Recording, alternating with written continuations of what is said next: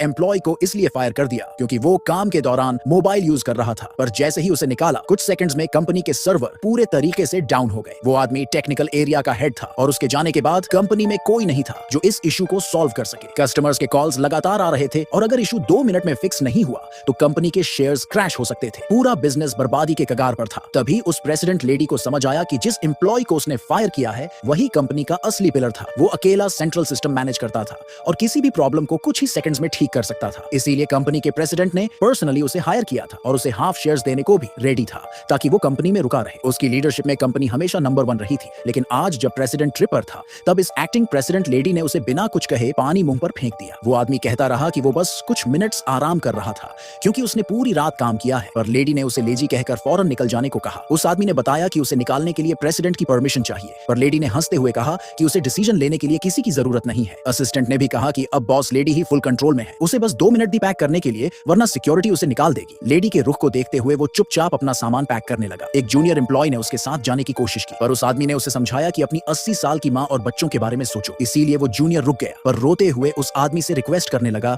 कि बिना आपके सिस्टम्स को कोई नहीं ठीक कर सकता। लेकिन प्रेसिडेंट लेडी इस पर अड़ी रही कि वो बस एक लेजी बॉस है जिसके पास कोई स्किल्स नहीं है और उसे जल्दी से बाहर निकल जाने को कहा। ये सोचे बिना कि जैसे ही वो आदमी कंपनी से निकला पूरा सिस्टम एकदम से क्रैश हो गया। टेक्नीशियन भागते हुए रिपोर्ट करने आए, पर लेडी ने बस कहा कि जल्दी से ठीक करो। तब एक टेक्नीशियन ने कहा कि वो सिस्टम उसी आदमी ने बनाया था और सिर्फ वही उसे समझ सकता था। ये सुनकर प्रेसिडेंट लेडी गुस्से में आ गई और कहने लगी कि जरूर उस आदमी ने कुछ सैबोटाज किया है। फिर उसे अपने डैड की वो बात याद आई कि कंपनी में एक एम्प्लॉय है जिसे कभी फायर नहीं करना चाहिए और उसे शक हुआ कि वही था। उसी टाइम एम्प्लॉयज रिपोर्ट करने लगे कि कस्टमर कॉल से लाइंस जैम हो रही हैं और अगर इशू जल्दी सॉल्व नहीं हुआ तो शेयर्स गिर जाएंगे और कंपनी बर्बाद हो सकती है। ये सुनते ही प्रेसिडेंट लेडी डर गई और तुरंत एक एक्सपर्ट से हेल्प मांगने लगी, पर उसे पता नहीं था कि जिस एक्सपर्ट को वो बुला रही है वही था जिसे कुछ मिनट पहले उसने निकाल दिया था। वो आदमी बिल्डिंग से बाहर ही जा रहा था कि उसे प्रेसिडेंट लेडी का मैसेज मिला। मैसेज में लिखा था कि इशू पर्सनली एक्सप्लेन करो और लॉबी में मिलो। लेडी ने मैसेज देखा तो उसे नाम कुछ जाना पहचाना लगा, पर इग्नोर करके वो लॉबी में उतर आई। वहां उसे वही आदमी मिलता है जो बस निकल ही रहा था। वो उसे देखते ही चिल्लाने लगी, उसे सैबोटाज करने का इल्जाम लगाने लगी। उस आदमी ने बहस नहीं की, बस शांत रहा। लेडी को उसका ये रवैया और गुस्सा दिला गया